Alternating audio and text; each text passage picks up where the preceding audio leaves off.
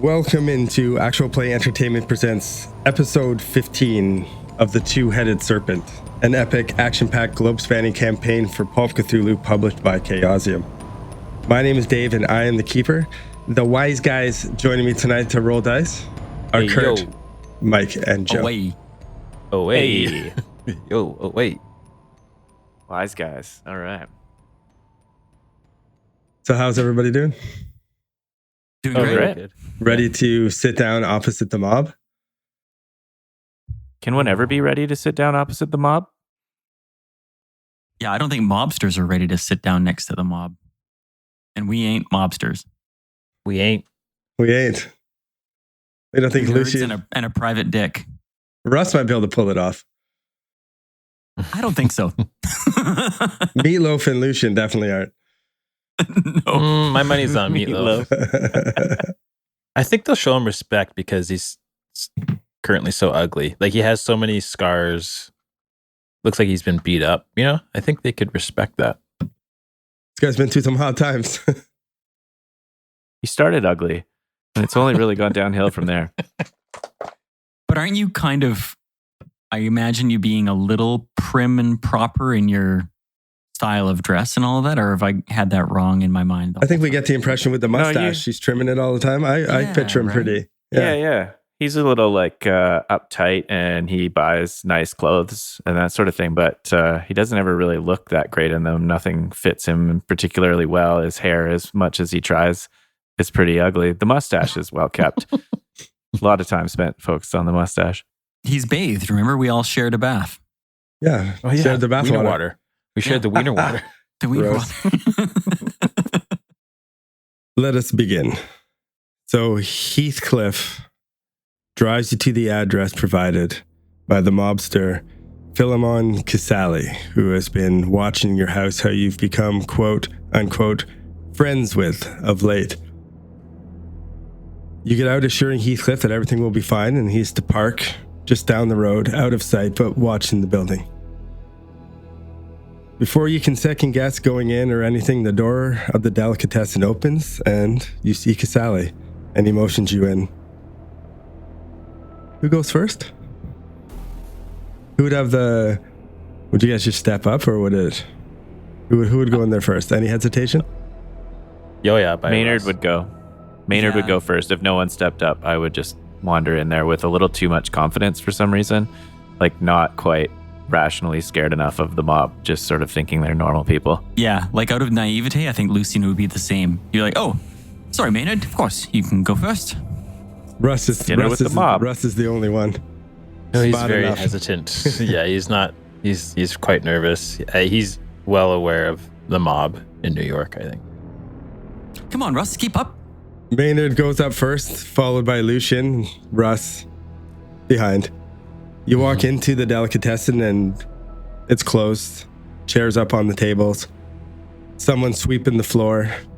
And as Maynard walks by, you make eye contact with, and he was, or is, Tony. the handyman. Handyman Tony. Turning right, going into a back room, you pass by 4 tables, 3 men sitting at each, eating some dinner. The bulges of their guns obvious under their suits. You pass through them into another room with a long table with 4 men sitting on the other side. Russ, knowing the mob, you recognize the man right in the middle looking at you as Giuseppe Bonanno. Bonanno? It's Bonanno, huh? Bonanno? Bonanno. Let's call the whole thing off. Oh, God. Giuseppe Bonanno. Caselli motions for you to sit down, and he introduces, these are my friends, business associates. That is Frank, and he points to one man. Russ is going to lean over to Maynard and just whisper, "Careful what you say. He's powerful." Maynard knowingly nods at him. The first man he points to, wearing a smart suit. His hair's neatly combed, receding hairline, rugged face. More suited to look stern than jovial. He never looks like he smiles. He's got resting angry face. His name is Frank. He motions to the next man, who you do know as Giuseppe Bonanno. Very suave looking, very well dressed, slick black hair, oozes confidence and arrogance for a 28-year-old mob boss. Beside him is a tall, slender, well-dressed man. You can smell his aftershave from where you're sitting. Just reeks of it. He has very dark and intense eyes, and he stares at you. He doesn't really say anything as you walk in. The other guys kind of give you like a little bit of courtesy. This man just stares. That's Philippe. Who's introducing them all to us? Philemon. And beside him is Giovanni. Well-groomed, sharp business suit, piercing yet small eyes, receding hairline, high forehead, and a thin mustache. And he's kind of giving you guys like a mean mug. Philemon asks you to sit down, and he excuses himself from the room and closes like the little curtain. Giovanni, had his arms crossed, uncrosses them, he looks forward, and he's like, so, you guys work for Caduceus, huh? You guys know Christopher? Yes, that's right. We're friends of Christopher's. God rest his soul. Yeah, we haven't seen him in a while.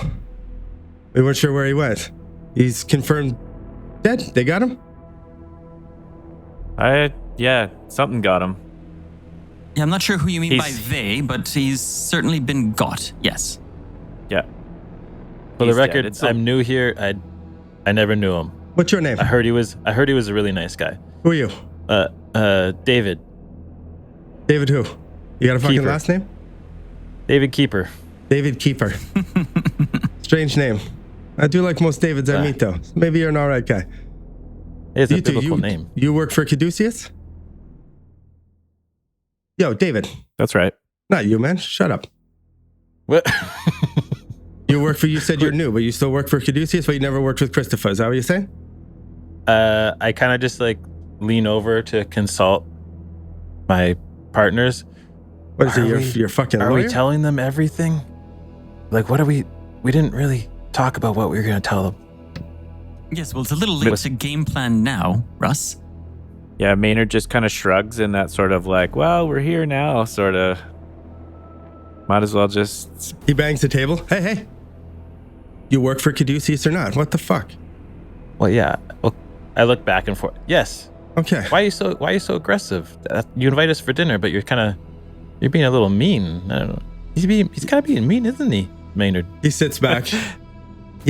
And Frank leans forward and he gives him like the calm down like hand with his big meaty hand.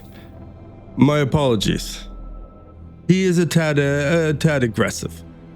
He looks up and he like snaps his fingers, and someone comes in and they put down menus in front of everybody. Order whatever you want. The food here is great. You're right. We're all friends. What's the menu look like? Just like nice. Yeah, it's a nice Italian dishes. It looks great. I lean over. Well, this is some nice stuff here, eh, guys? I think it's good. Maybe some chicken Alfredo or something. I don't know. The mob boss himself doesn't really say too much. He kind of nods and just agrees. They ask him, "Do you want the usual?" And he just nods. The advisor guy doesn't do anything but stare at you guys. The guy with the piercing eyes. Felipe. Yeah, Felipe. They take away the menus. You guys can order wine, dinner, whatever you'd like. There's no funny business. I'm not going to try to poison you or anything like that. So feel free to just enjoy. I think Lucian will keep his wits about him. He's going to order a pasta puttanesca and a sparkling water. And he's Maynard's going to get the... Sorry, just quickly. He's going to say to Russ, too, like, aside, he's like, I don't understand you, Russ. Before we came in, you were urging caution, but now you're behaving peculiarly. Are you uncomfortable, or what's happening? I don't know. What am I doing? Hey, we're all friends here. There's no need to whisper at the table. Sorry, we were just discussing the menu. Whispering's kind of rude. Gives you like a... it's kind I of just rude. didn't know if I should get the mac and cheese or the spaghetti or the chicken Alfredo. I don't know. Chicken parm. The chicken parm is to die for. It's so good. I just put the menu down and I'll get one of those. I'll have the parm as well. That sounds like a great idea. And Maynard holds his wine glass out to have it filled and drinks liberally of the red wine. The Giovanni, he was the guy that was kind of talking to you a little bit before. He gets up and has a smoke and starts pacing in kind of like the back of the room. Well, Frank leans in and... So, tell me more about this Caduceus. What do you guys do? Before I answer the question, let's start with the inner monologue of Russ Shields. What's his inner monologue as this mob captain looks you down? He's terrified of saying the wrong thing. Or maybe that's just me. I don't like all the questions, first of all. We haven't even eaten yet and they're already asking questions, At least they could warm us up, get us fed first. But I think he's just nervous. He's like... Yeah, that's fair. I don't know what to say to these guys, and they're asking questions, and I'm not sure if it's gonna get us killed because I know who this guy is.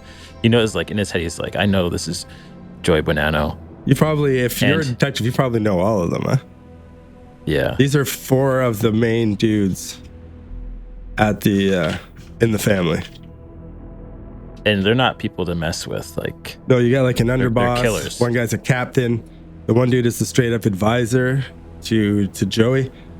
Like, Russ isn't a killer. He's like the conciliary. Opposite. He's a wuss, Yeah, that's exactly it. Thank you. Conciliary, underboss, capo regime. What about the other two? What about Maynard? What's Maynard thinking right now? Well, Maynard could be totally wrong, and this could be really dangerous, but Maynard's kind of playing a hunch right now that Christopher was like in tight with the mob. We've obviously been brought right to the upper echelon of the mob. We've been invited for dinner. They seem to want to know more about Christopher, and we could really use some allies. So Maynard's kind of leaning towards maybe telling them some shit and seeing if it pays off in some kind of way. Maybe it's just the red wine talking, but that's kind of the vibe. I think also firing Tony and ransacking his room, even though he was sort of hired under false pretenses, it felt wrong. Tony felt like a good guy. And that's where Maynard's at right now. Oh, interesting. For the record, we never hurt him. Right?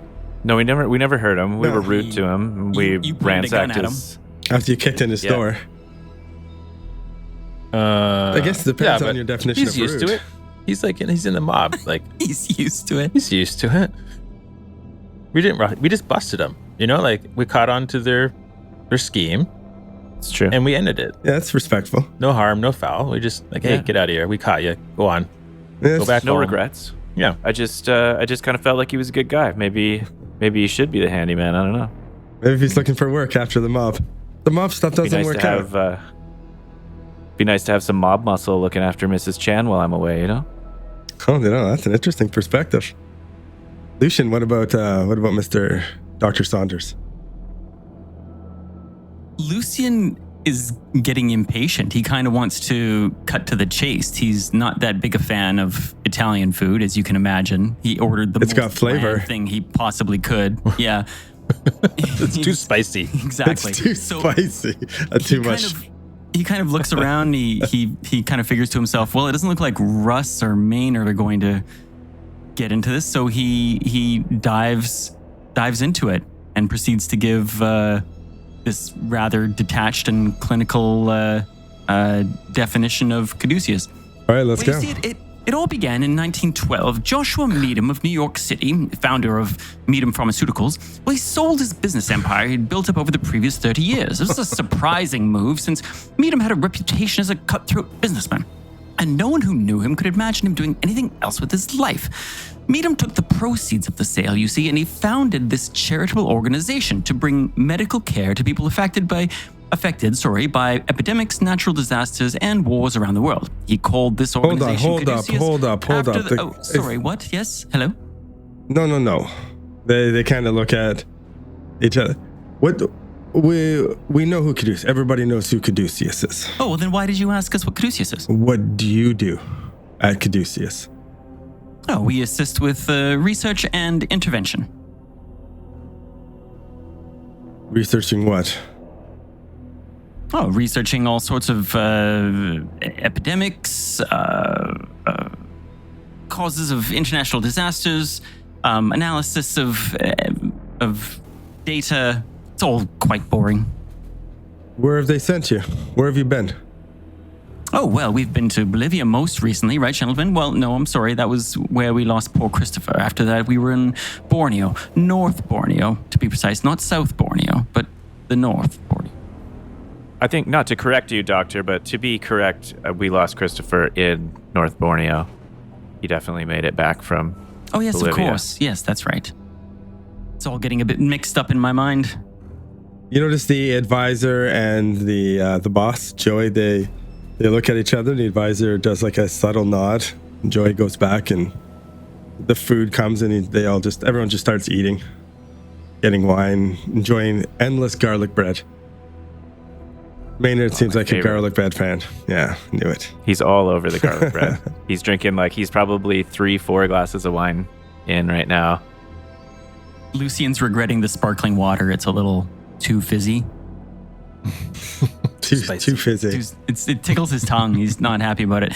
So, could I, if you wouldn't mind, could I ask, and I'm sorry, sirs, I understand that you are men of business and eminence and not to be trifled with, but we are curious about why we've been invited here this evening. Lovely though dinner is, and he is just picking at the side of the garlic bread that doesn't have any garlic on it.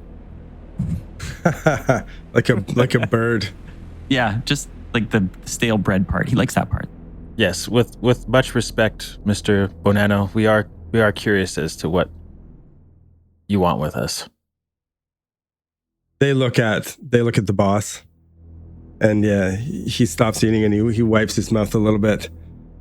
We're very curious about Caduceus. We're curious about what they ship. We're curious about what they receive. Oh, I'm sorry we can't tell you anything about that. We could put you in touch with a lovely man in charge of requisitions who might be able to answer some of those questions for you. Or perhaps we could make an introduction to Mr. Meadham himself. Maynard, do you think we could do something like that? Probably not. I'm more interested in the shipping. What's his name? Oh, Connors, I believe. Is that right? Connors, that's right. Does he have a first name? No, I'm afraid that's the only name I know of. Maynard, Everyone do you know the except man's his first mother name? calls him Connors. I don't. His name, you do know his name. It's on his door. It's Philip Connors. Can't recall. Can't There, recall. there, Just there is a Connors. chance he might be dead. But that is the guy you'd want to talk to. Before he dies, yes. Joey starts eating again, and Frank leans back in. Where is Mr. Connors? Where do you see him? Oh, we see him at the Caduceus building. Whereabouts? Just in the lobby? Where's his office? 8th floor, I think. It's the 7th floor, by the way.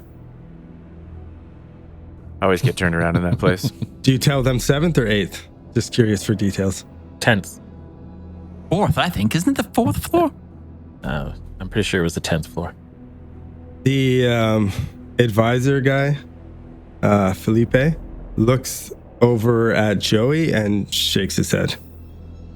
And then looks back at you guys, and Joey leans forward, Russ starts eating frantically. wipes his mouth a little bit, and goes, "Oh, these chairs are uncomfortable sometimes." And he puts his handgun on the table and wipes his mouth again. There seemed to be some confusion on the floor. Would you like to put your heads together and tell me what floor he's on? Take your time. And he starts eating again, staring at you. It's the 7th floor. I'm sure it's the 7th floor. You sound Yes, sure? Maynard would know. He's been there the most times.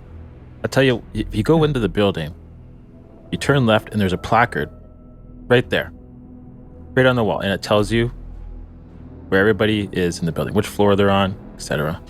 Just look at the placard. You have access to go see Mr. Connors whenever? Certainly, as long as Yes, it we do. pertains to Caduceus operations, yes. He looks down at Frank and nods. And Frank wipes his mouth and stands up and goes, "Oh, if we can get these plates cut, it looks like dinner's done. You three, let's go for a drive." And he gets up and he gets his coat off of a coat rack and gets his hat on. Motions for you three to follow him out the back door. I haven't eaten my garlic. Okay. I think, is there an opportunity to stay here and maybe discuss this a little further before we go for a ride? I say that to Joey. He looks over at Frank and motions for him to sit down. Maybe another round of garlic bread is a good idea. And he doesn't like being told, but he sits down. Thank you so much for your patience with me and my forwardness and rudeness in making such a request. It looks like your friend wants more garlic bread as well, so I think it's a win-win. I think we should all have some more garlic bread. So you were saying, my apologies for interrupting you.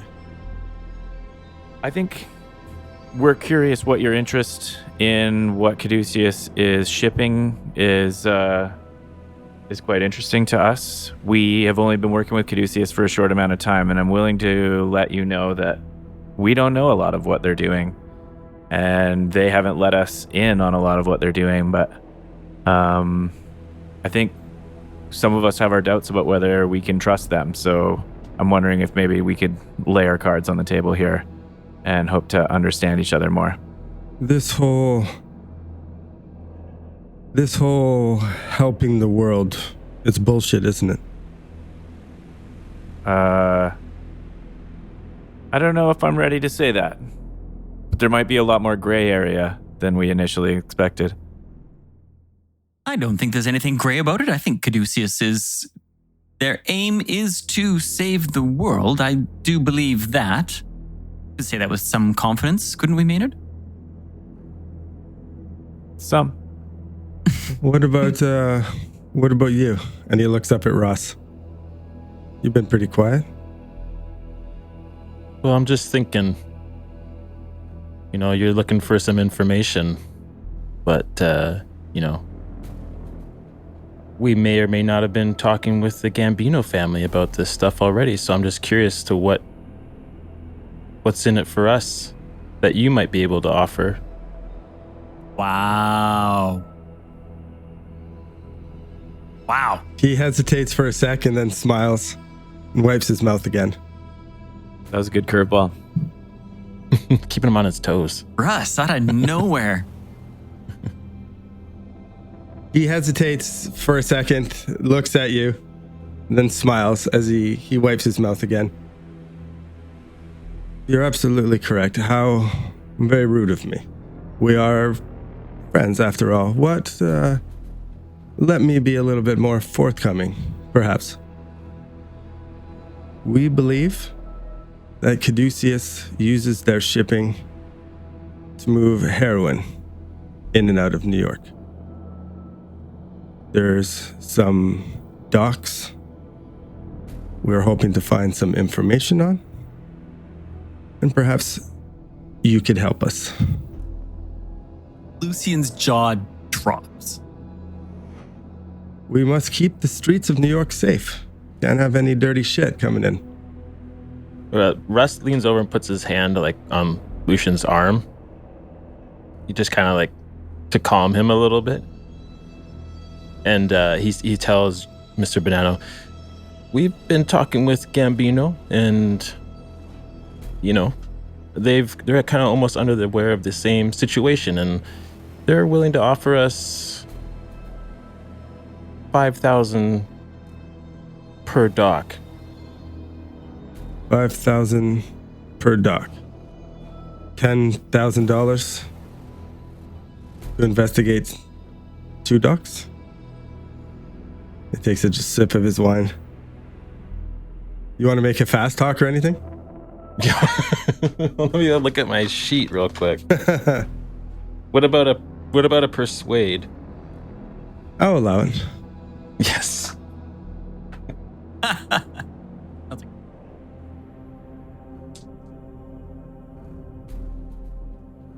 Under the table, Russ's hand goes into his trench coat pocket.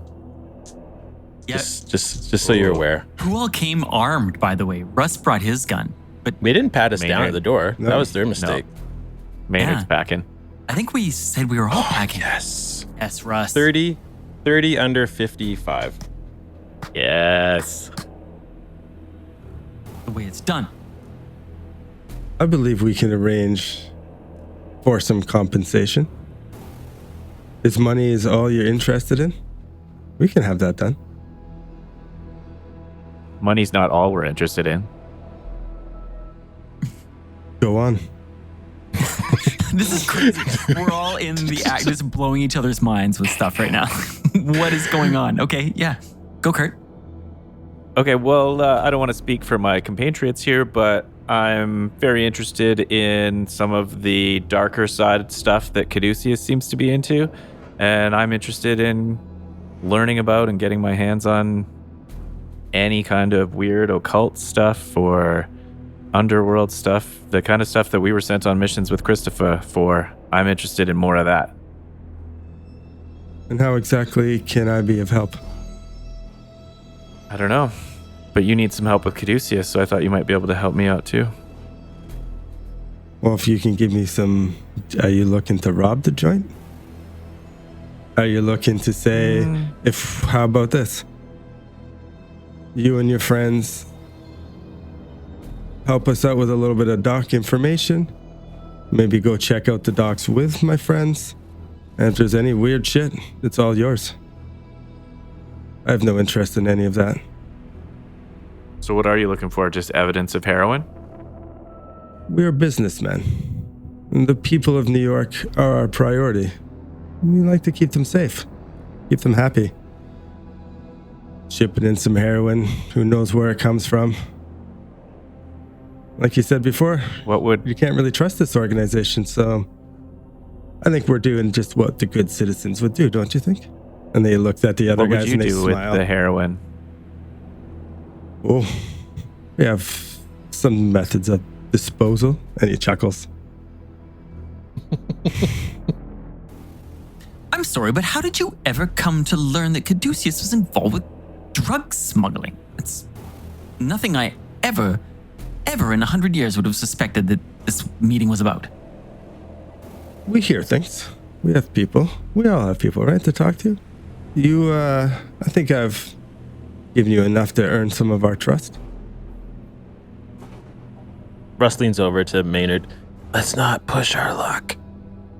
I nodded him again knowingly. Here's what we can do. You can go to your little friend's Connor's office right now and flip through a few files for us. Verify a couple addresses.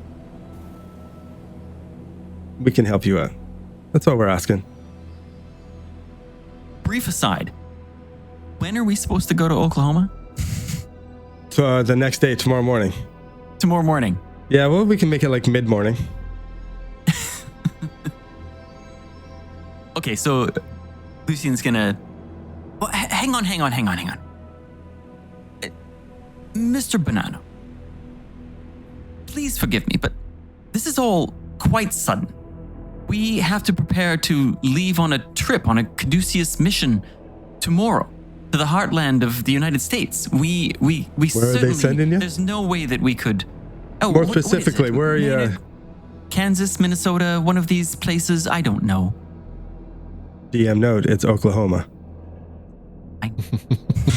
He knows. All right, I'll edit that Was part it out then. North Dakota? I don't know. One of these places. But I'm terribly sorry. Even if we did want to help you, and as lucrative as you've made the offer sound, I really don't see any way that we could be of help tonight. Perhaps when we get back. Well, I think you can help us tonight. We'll be back in a couple hours. It's not a big deal. It's just a quick trip downtown and back. That way, we would show each other some trust. Everybody's friends. It's no big deal. Well, so maybe I could phrase this in another way. I'm not particularly poorly off, and I don't know that I need $5,000. So why do I want to do this for you? Russ just thinks of the can of beans he cooks on the stove every night. Whoa. cursing his life flashes before Mushin right now. The guy that's pacing, that was having the smoke, he pipes up and he goes, "That's fair.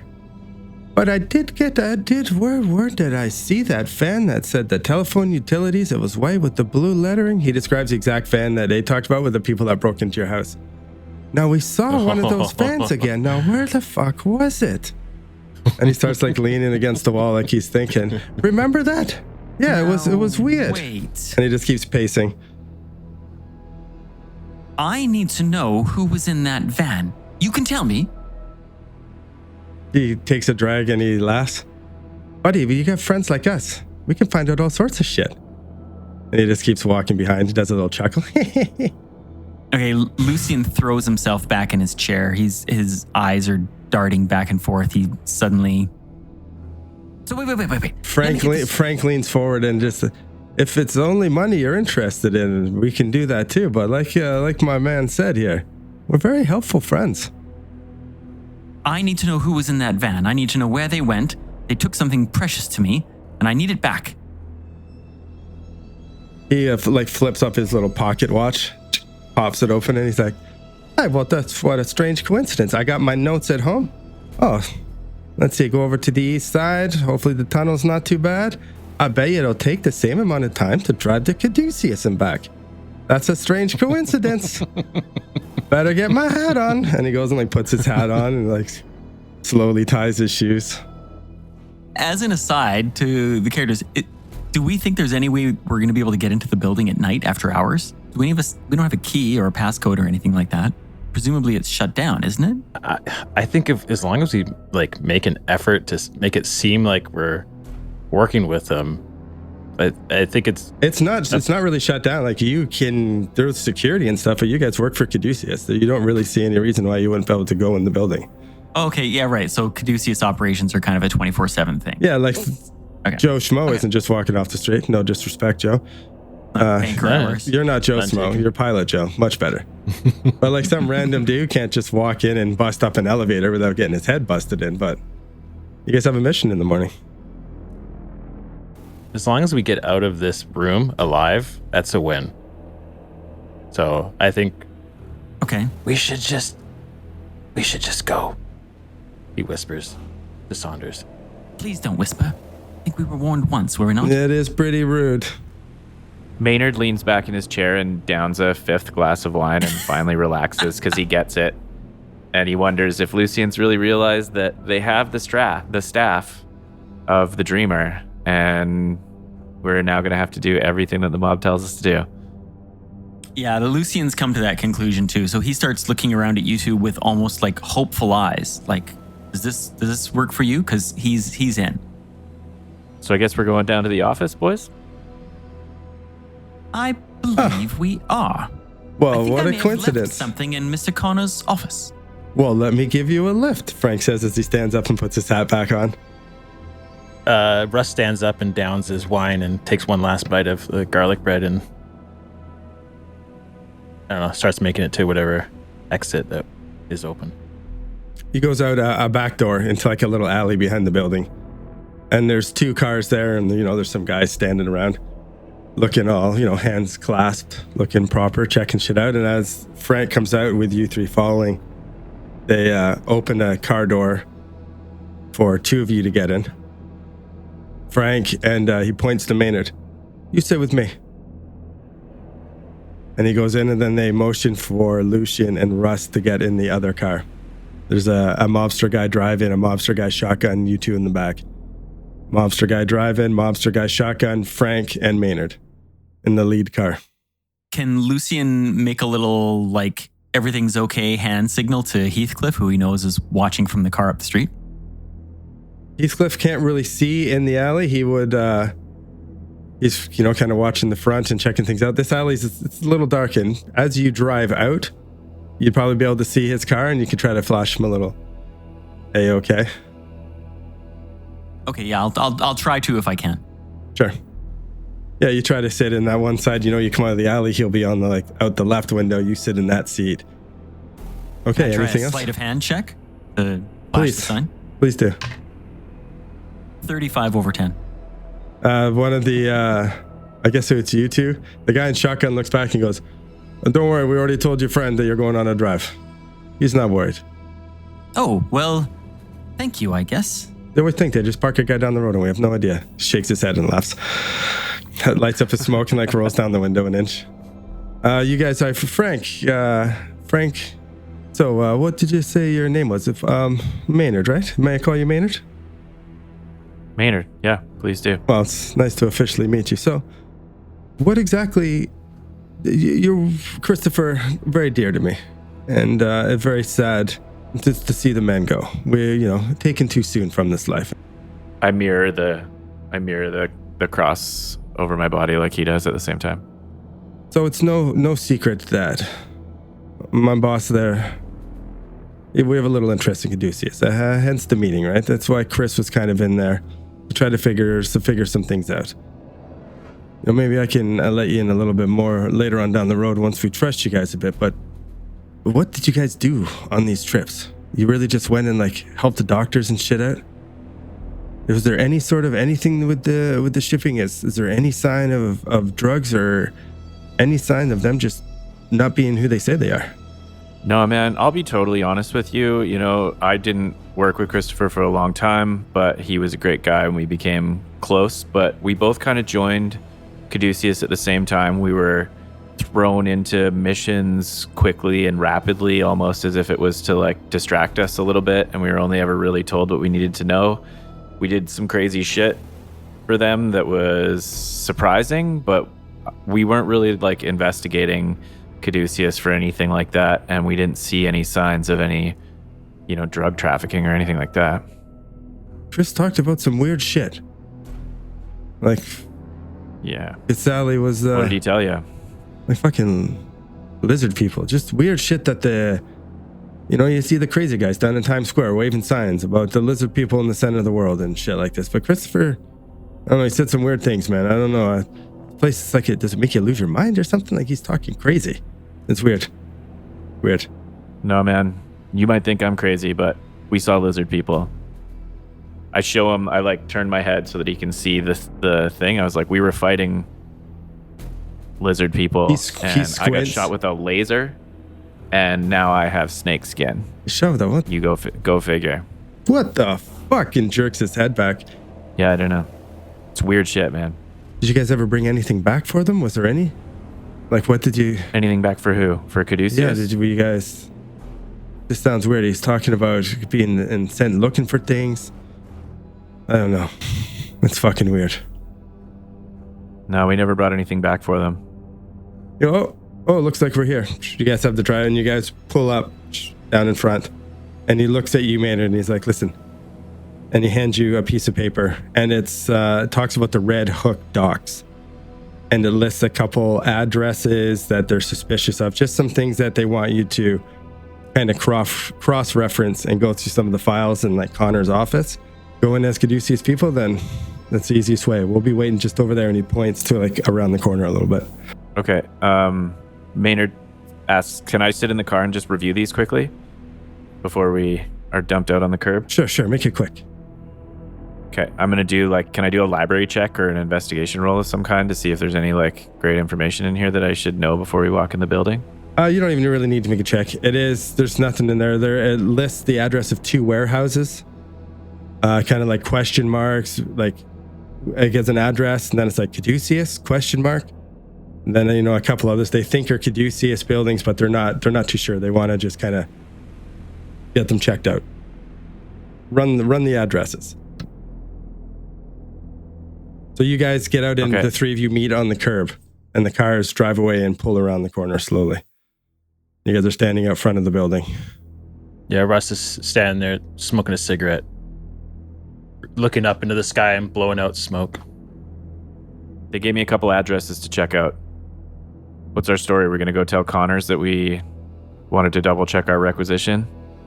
I don't know. We're in a bit of a jam. I was just kind of saying what we had to say to get out of there alive, to be honest. What if we come clean to Caduceus? Tell them that the Bonanno family, kidnapped us, essentially.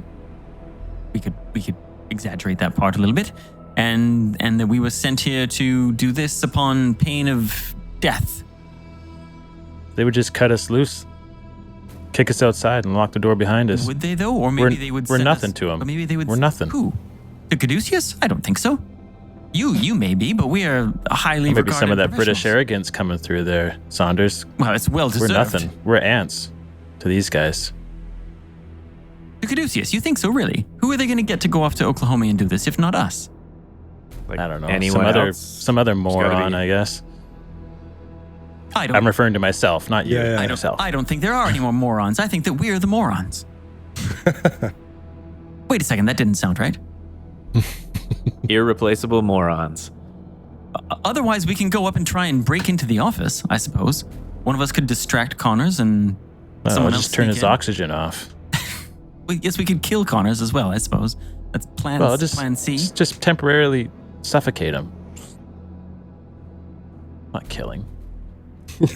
What if we discover that Caduceus is shipping large amounts of heroin into New York City? Who cares? I don't understand. I no care. Interesting take, Doctor. Listen, after the things we've done and seen, you're worried about heroin smuggling?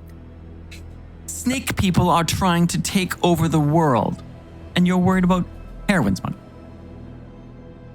Fair enough. Big picture perspective. I appreciate that. I'm just thinking, we've all had our hunches and our concerns that maybe Caduceus has been leading us on and is something more than they want us to believe they are.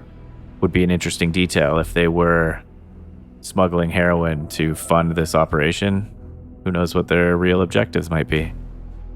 I agree with We can't you. assume they're saving the world. I would be shocked, absolutely. But I already don't trust them. So whether they're smuggling heroin or not doesn't really enter into it.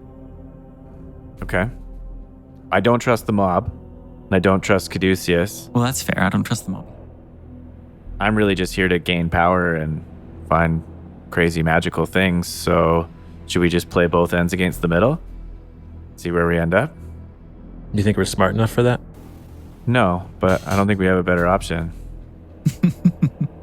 Russ flicks his cigarette butt on the ground and stomps it out with his foot.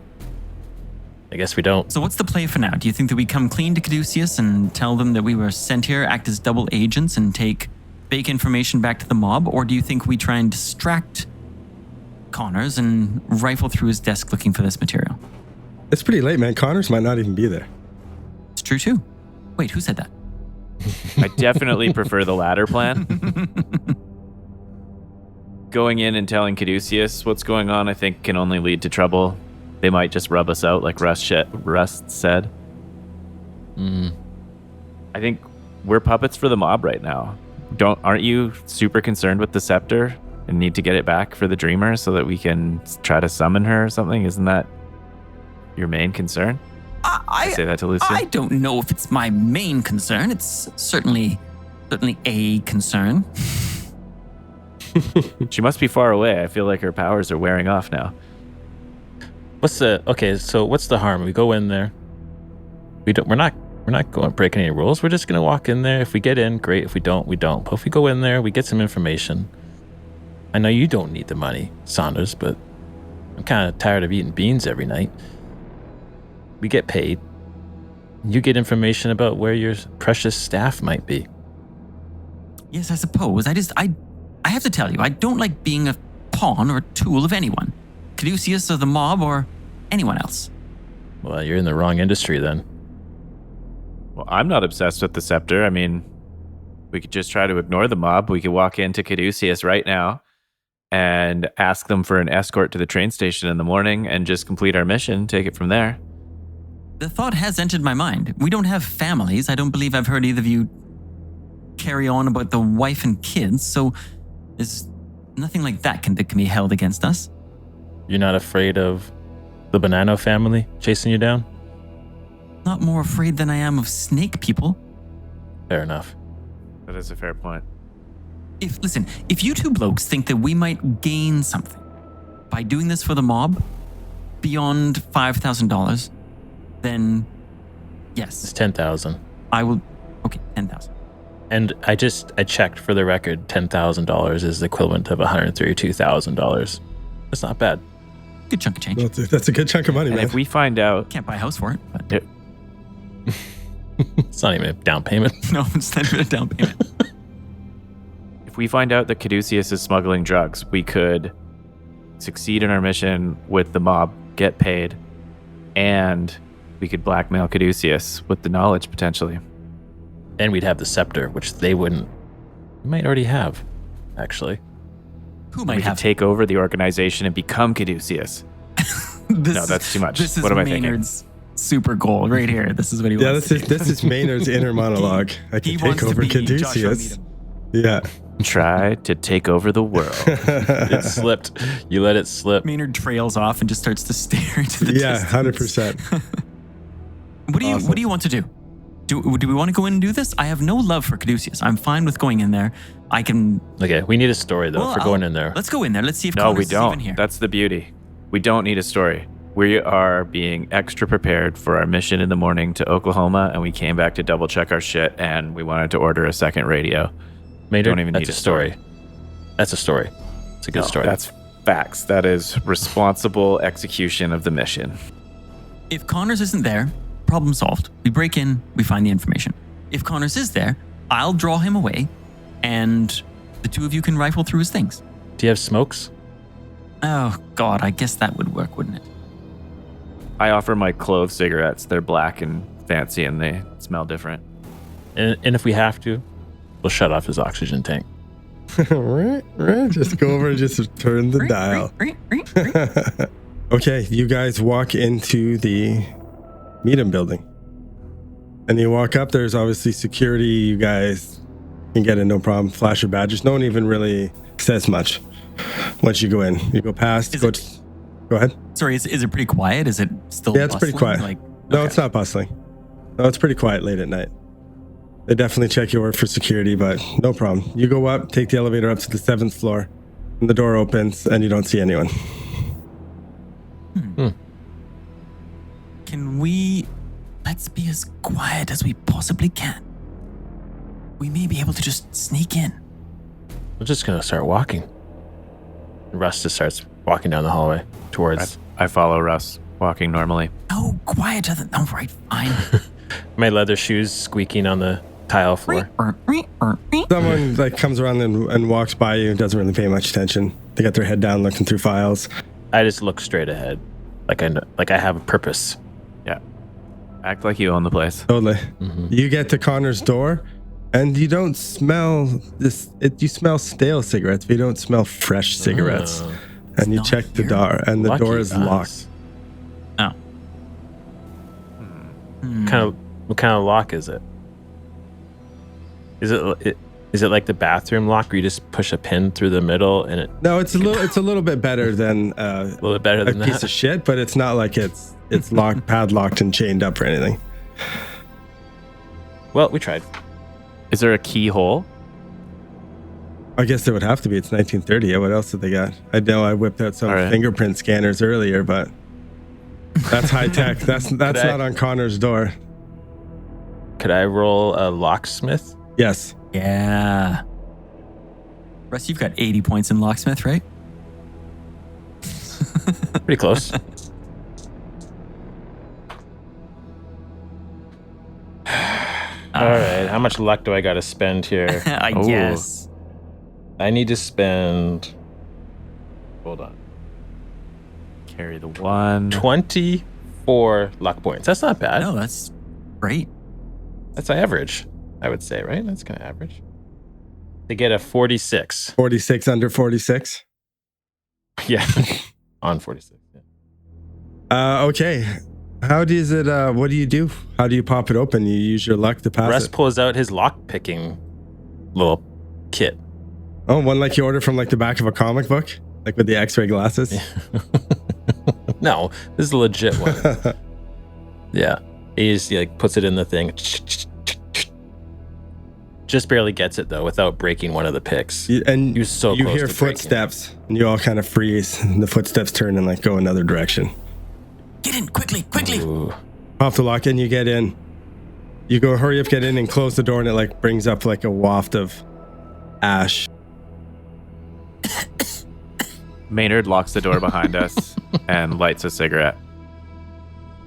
Connor's office, just like how you would imagine it off hours. There's ashtrays are overflowing. There's ash everywhere, piles of paper, filing cabinets, some drawers like kind of open a little bit. It's very disorderly, very messy, like a chaotic mess though. They're stacked nicely. There's just stacks of paper around for whatever reason. Some boxes. Oh man. Lids off the boxes, cigarette ash everywhere. You see like 2 empty tanks, like one on the ground and one leaning up against it, against his oxygen tank? against the side of his desk. Oh god. Oh no. Is there any label anywhere? You know? You go you go over to a filing cabinet and you like alphabetized? wipe off the nicotine and tar smudge that's over top of it, and you see some letters and some dates. There is some sort of a filing system here. Maynard, what are we looking for exactly? Maynard pulls a piece of paper out of his pocket and he holds it up like standing in between the two guys so that all 3 of us can read it, and it has some addresses on it. We're looking for these warehouses. Frank told me that they suspect that these are Caduceus properties. All right, I need a roll from you guys. You can either use spot Library hidden, use or what? spot hidden, What is that, Dave? accounting, or library. I'm going to go with my library. Is anyone else I'm using going library? spot. Because I could I'm going also go spot hidden. accounting. No, I'm going spot I'm going to hidden. spot hidden as well.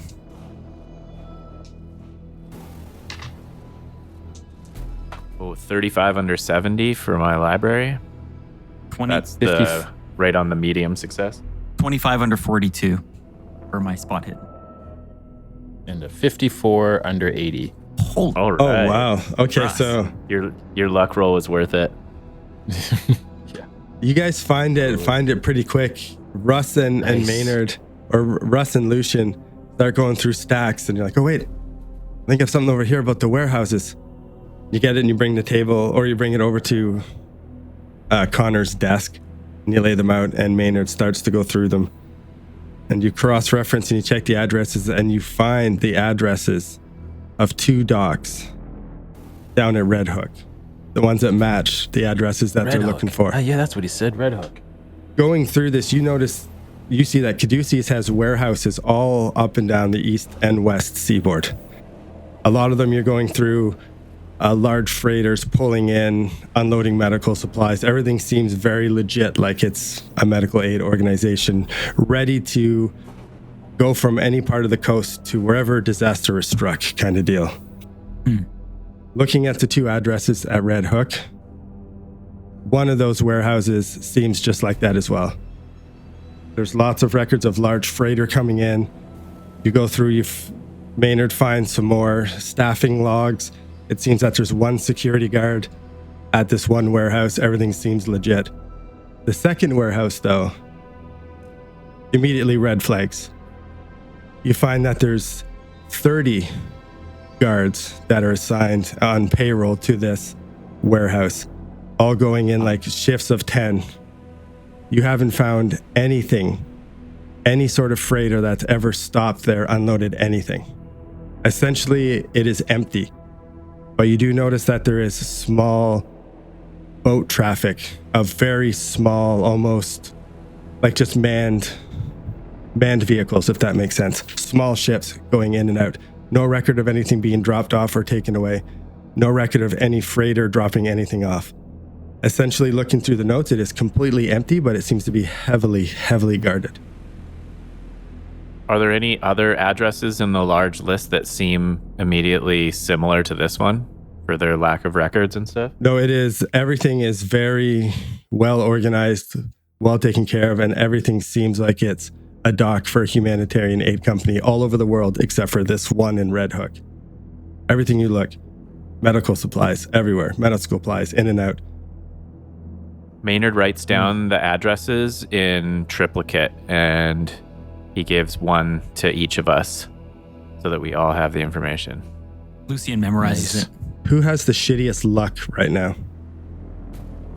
27? 40. Really?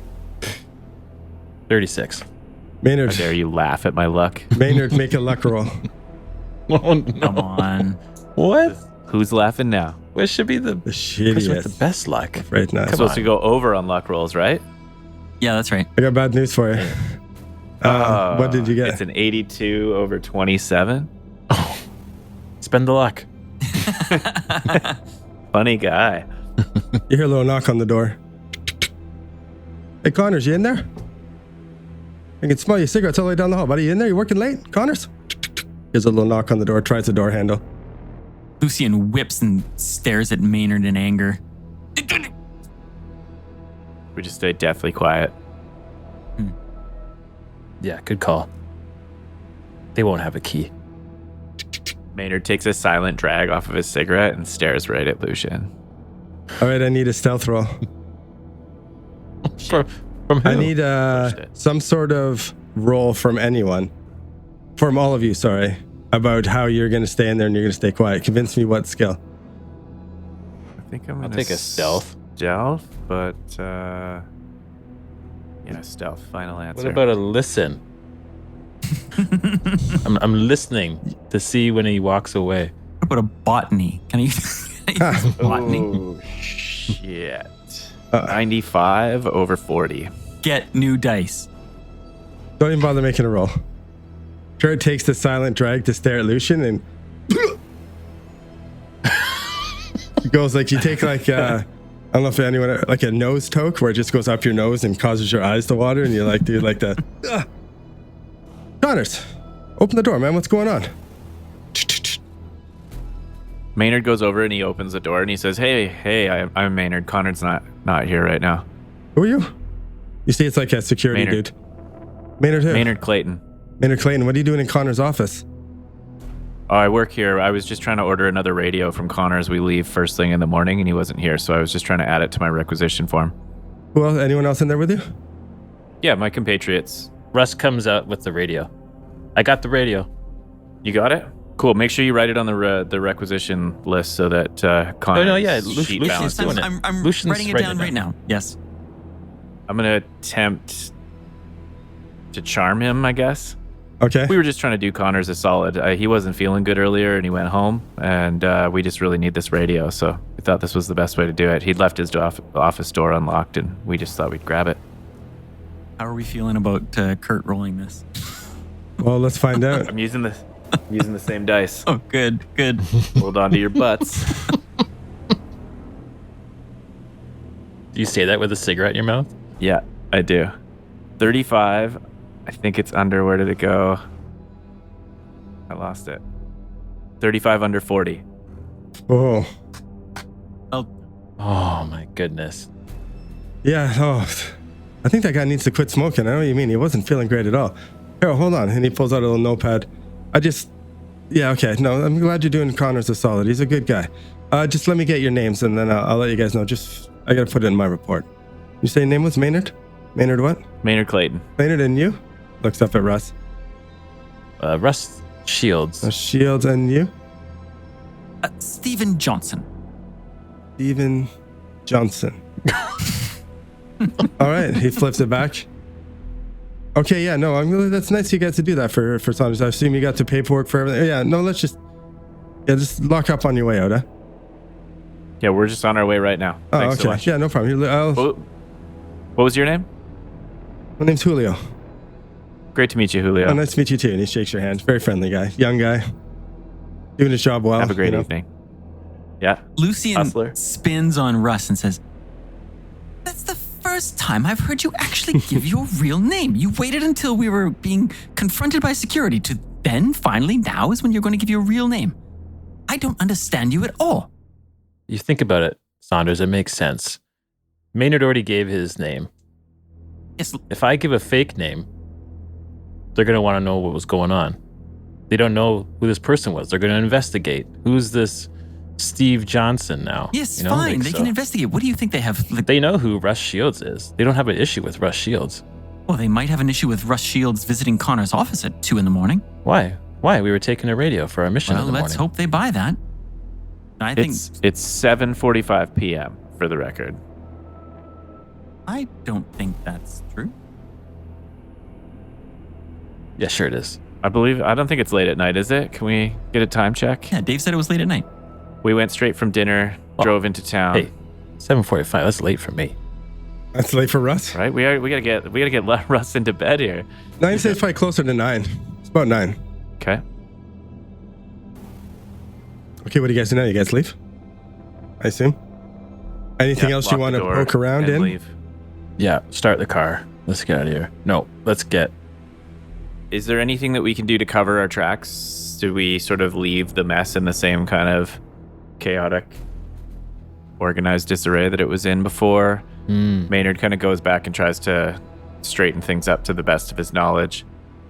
And can Lucian try another spot hidden for anything, any mention of the scepter or the... Oh, I was wondering if you do that. Yes, please do. Great idea.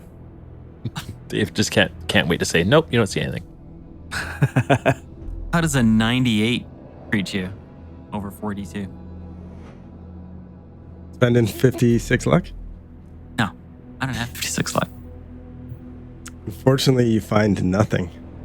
That's one of those rare rolls I'd hoped you'd passed. Anyways. Oh, no. You guys leave. Sorry?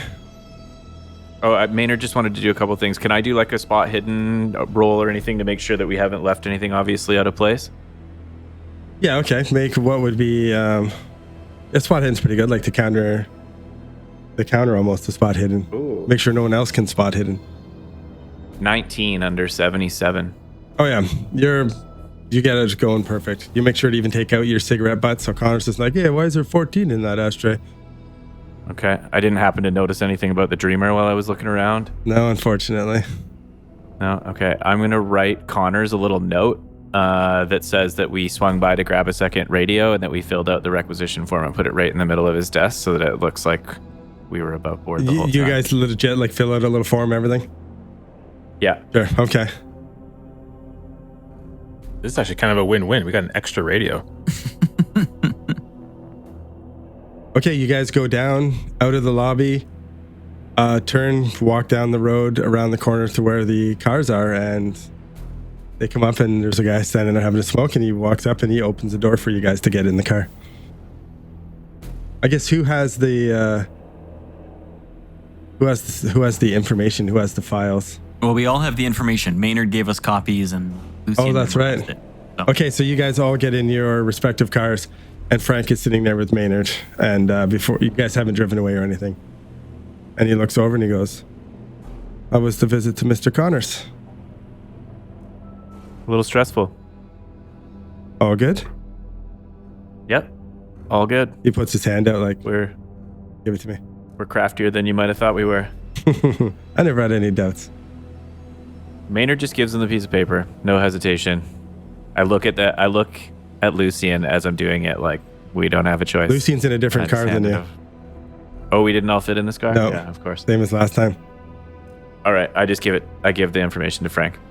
Okay, he looks at it and he pulls out another piece of paper from his pocket, and you see him checking it out, and he looks at it and he goes, and he like taps the piece of paper with his big meaty Italian finger. Our suspicions were confirmed. And he looks over at the guy in shotgun and he nods, and the guy gets out and he whistles back to Russ and Lucian's car. And the one guy kind of nods and he gets in and they start to drive away. So Frank, do we get paid tonight? Yeah, I don't see why that's a problem. I don't really handle the money. He leans forward to the guy in shotgun and he says something. You hear him just kind of, doesn't really whisper, but says it quietly. Yeah, give him a call. And they pull over to the side of the road, and the one gets out and goes over to a payphone. And you see him kind of nod and say something to the payphone, then hangs up and then gets back in the car. And he looks back at the other guy and he's like, "Yep, it's all good." And the cars peel away from the curb and start driving. The car with Russ and Lucian, super quiet. No one in the front seat, the driver nor the guy in shotgun, say anything to you guys. They're just following the car in front of them. Russ is sitting behind the driver, and he definitely has his hand in his pocket. He's not like super nervous, but he's just on edge a little. The cars drive for a little while, and knowing New York, you realize you are not going back towards the delicatessen. You seem to be driving down towards the docks. Towards the docks. Towards Red Hook Docks. Oh, those were New York addresses. Yep. You guys have noticed when you're driving that all of a sudden there's a third car, same make and model, following you guys. So now there's 3 of you in like a convoy. Lucian doesn't know New York well enough to have picked up on it probably this late at night. Heathcliff always drives him anywhere. Oh yeah, that's fair. Huh? Heathcliff, that's all as you drive. Russ, 100%. You're like, we're going to Red Hook Docks right now. Yeah, I kind of just look over at Lucian and just kind of like slowly shake my head back and forth. What is it? Oh my God, Lucian. Nothing. I just saw a funny looking dog out the window there. Oh, really? What kind of dog was it? What breed? I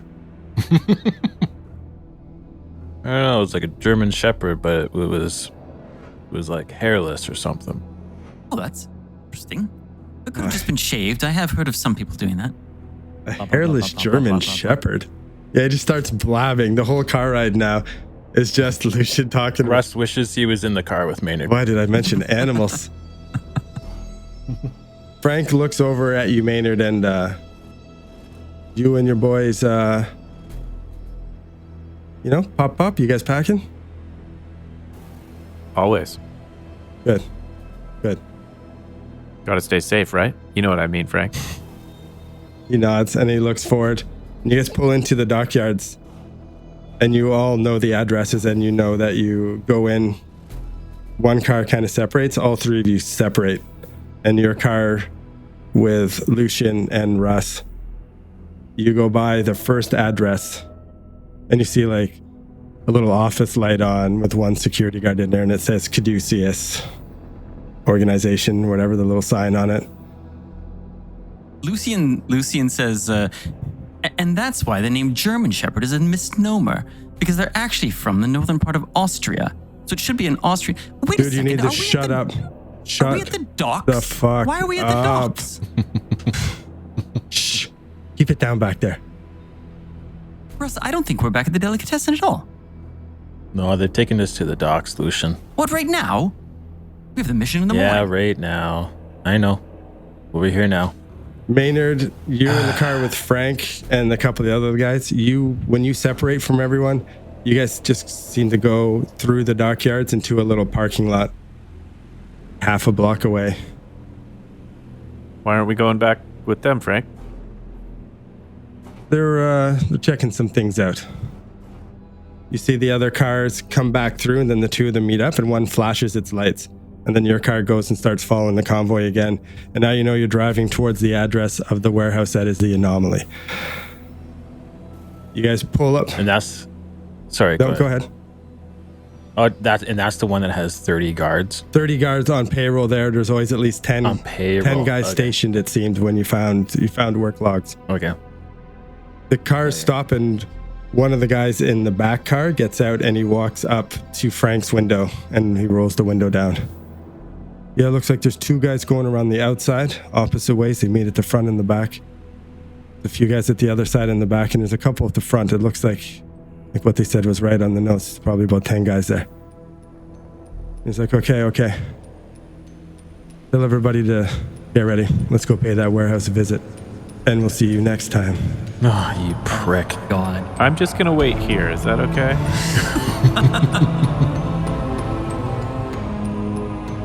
Thank you for listening to another episode from Actual Play Entertainment. Please rate us, review us, and subscribe. If you liked what you just heard, give us 5 stars and tell your friends. If you didn't like it, then tell your enemies. You'll show them. And for more information and content, visit actualplayentertainment.com.